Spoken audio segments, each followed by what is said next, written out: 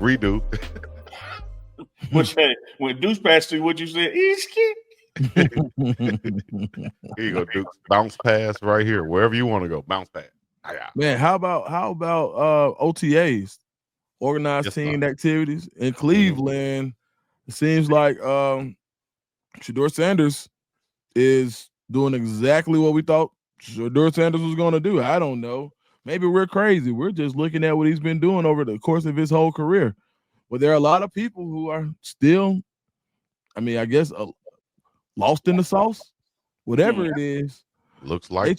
Yeah, man, they tripping. So, but no, all BS aside, Shedeur Sanders is being exactly who we knew he was. The throw of the day to me, it wasn't the 70-yard touchdown pass. It was the I think it was a deep out, or was it a dig? But man, he threw that ball so hard, he zipped it in there and he put it on the man, and he put it on the receiver in a place where only he could get it with such velocity that people were saying, "Oh, well, those concerns about Armstrong just went out the window." And I think it's just phenomenal to see Shedeur, how he's handling himself in this situation, saying all the right things in the press conference. I mean, he's really doing a bang up job in OTAs. Yeah, I think you got to take this thing like in pieces, like you do a football game. You get a series, you get a quarter, you get a half, you get a game. And you got to win the series, you got to win the quarter, you got to win the half, and you got to do it again. So if we look at everything and parcel it out, he clearly was the best performer in rookie minicamp. Then you go to OTAs, which are not mandatory, but of course he was there, organized team activities. He clearly came out of OTAs with the best numbers.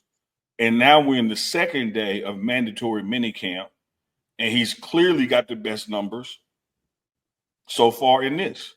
If you were making a football game with camp actually being the fourth quarter, we 3 quarters into the process, and he has shown who he is, and that is the best quarterback that they have on the roster.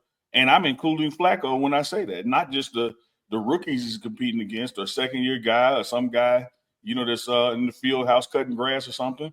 This dude has proven he is who he was at Jackson State, who he was at Colorado, and who he is in the NFL. His accuracy, his ball placement, his chemistry working out with receivers before practice, after practice, what he does in the film room. None of this is surprising to people, who have followed his collegiate career and understand who he is. I just expect to continue. And like I've said before, and you guys have chimed in and agreed, I think when this process is over, by the time you get to the end of camp, which camp has not started yet, this is mandatory minicamp, I think he's going to go from 4 to 2 on the roster. And just 13 minutes ago, day 2 of Browns minicamp is a wrap. Here it is right here. This is what it looks like. We just pulled up the one from yesterday. Here's from today. Shedeur Sanders, Shedeuring once again. 8 of 9, 1 TD. What do y'all think about these numbers that just came in? I'll tell you what I love about it. He only got 9 reps instead of getting 16.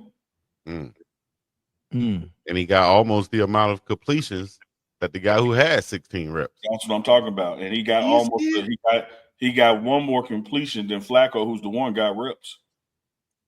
Damn. Yep. So I love that 8 and 9 with 1 TD versus 6 of 11 or others. So again, who is proving that they are the best QB on this roster? Because when you give him 7 throws, look what he does. When you give him 15 throws, look what he does. He's the one who is consistently making the most of his minutes. If just with basketball, with football, most of his reps. There you go. And it's just like what you kind of hit on last night. Night before last, where you said, if a player comes to a coach and he wants more reps, can I get 10 reps? Can I get 12? Well, what did you do with the 5 that you had previously? What did you do with the 5 before? What did you do with those reps? Yeah. It's kind of like, if you take it back to the day, to the simplest form, if you're a kid and you ask your mama for, can I get some more food? Can I get a second? Well, did you eat all your food first? Clean your plate first. Then you can get something else. So do what you need to do with the reps that you have. Then you can get some more reps. Shedeur is doing exactly that. 8 of 9, 1 touchdown. That just came in from today. Chico, if you flip a coin, it's either be heads or tails. And you can flip it 10 times in a row, and it could be heads 10 times in a row. And if you think that somehow just because it's been heads 10 times in a row it's going to keep being heads, that's not the way it works when it go with volume. Eventually, you're going to hit 50-50 because it's either heads or tails. And so when you look at like even shooting with Steph Curry, greatest shooter in NBA history, he pretty much shoots from the same spots. He ain't shooting 50 times a game. He makes the most of the shots he got, right? Because he knows where his spots are. He knows how to maximize his opportunity, which turned him into one of the greatest shooter of all time. It's the same thing with Shedeur and what was instilled in him growing up with Coach Prime, from Truth to Trinity to Jack State to now, because it's said in every team meeting. Coach Prime would say, hey, who here don't think they're getting the opportunity they deserve?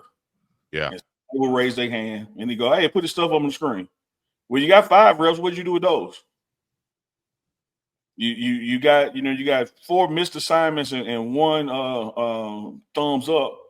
Why would I give you 10? Exactly. If you haven't done what you're supposed to do with 5, why would I think doubling it is going to make it better? Like, that's not the way it works. Don't work like that, dog. I'm going to give you 3.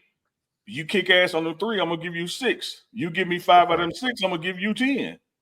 And you'll actually begin to see Shedeur's number sliding the other way because he's done so much with his current ones. Now these other ones got something to prove, not him. Exactly. I was going to kind of go to that too.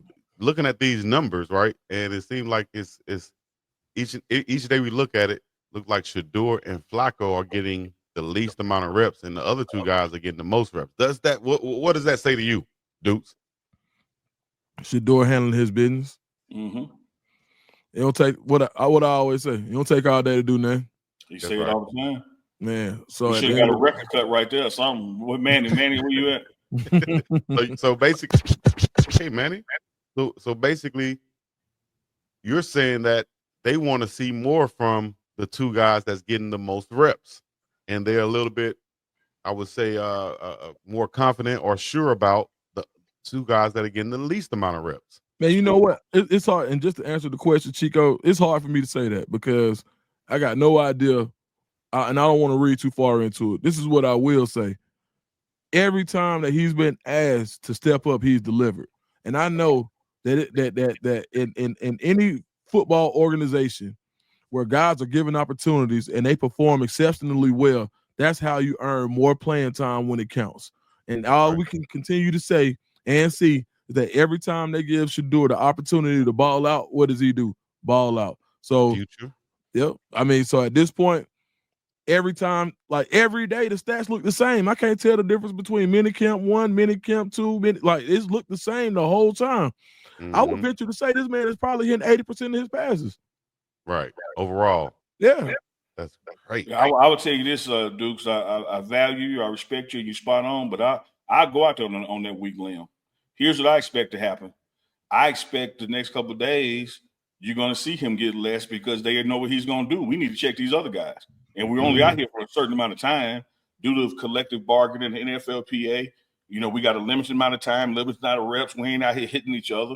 This dude has shown me what he can do from rookie minicamp, from OTAs to the first 2 days now of mandatory minicamp. Let me see these dudes I got question marks about. The only reason it will flip back, you're going to reach a point in minicamp and also camp where we're working on a specific thing, and I need to see him do those things. But in a generalization of reps, this is the time where you see the reps for the people I'm doubting. Because we get to roster decisions at some point. So, hey, man, let that guy that's been shaky, let's see if he real shaky or not. We know what Shedeur can do now. And he still, what did he do when he had 15 passes? 13 or 15. What did he do when he had 12? 10 or 12. What did he do when he had 8? 7 or 8. Like, it ain't changing. Yeah. Let me say this. And when you're going team drills, or more than likely when you're going 7-on-7 drills, the coaches get together and they're going to say, okay, this is going to be this guy's rep. You know, excuse me. We've seen him go this play versus cover 3, and he went to the correct read.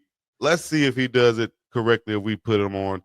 Basically, what I'm saying is it's scripted to see what they're going to do and to see what they can get out of this player. And it seems like if Shedeur is going 80%, he's probably passed all or most of those tests. And now let's throw him at these other guys and do the same thing. So it's kind of like those, like rubber bullets, so to speak, that they're throwing at you to see how you respond to it.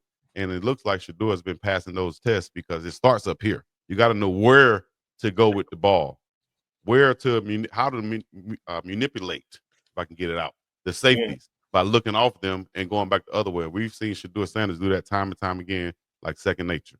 And scripted just ain't on the offensive side of the ball. Yeah. It's scripted on the defensive side. And there's a collaborative effort, from the defense and offense to say, hey, DC, send a couple of blitzes today. I need to see something. Hey, line up in a formation and then pre-snap change it for them. I need to see something. This is all to get the team better. And so it's collaborative, it's communicative, and it's, like you said, Chico, it's scripted to see how people respond in different situations. But one thing we don't know the situations that they've been dialing up, but we see the number. We see 8 or 9. We see 10 or 12.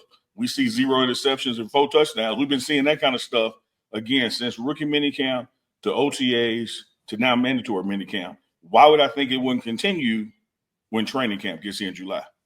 No, it's going to continue because the man is focused. He knows not to, to keep the distractions out. He knows how to keep the distractions outside. He made this quote right here. When it's time for me to play, it's time for me to play. But I'm not looking too far into the future. I'm focused on the small things. And over time, the big things will happen. That's what I mean about that mindset right there from Shedeur Sanders. Shout out to Shedeur and BiggDogg for both going back to the Braves. Hey, you know what? No, I ain't going to get into that. Yep, you're right.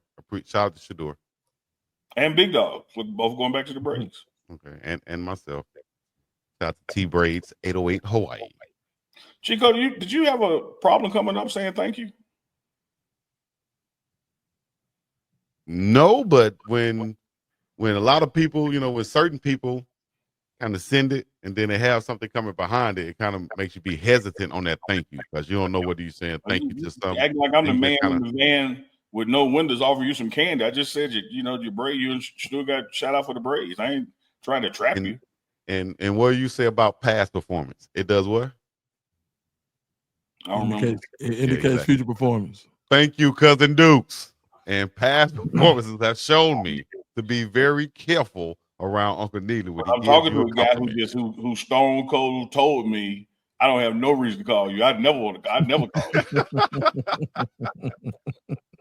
you. You should have known it was a butt dial when you see my name come up because I don't call you for nothing. I'm just trying to be a friend, man. Dude, my dog thought he got offended when I said. I said, no, that was a butt dial. He was like, damn. No. that wasn't the offensive part. It's what you said. Okay. What? Oh, that had to be a butt dial. Ain't no way I would just literally call you.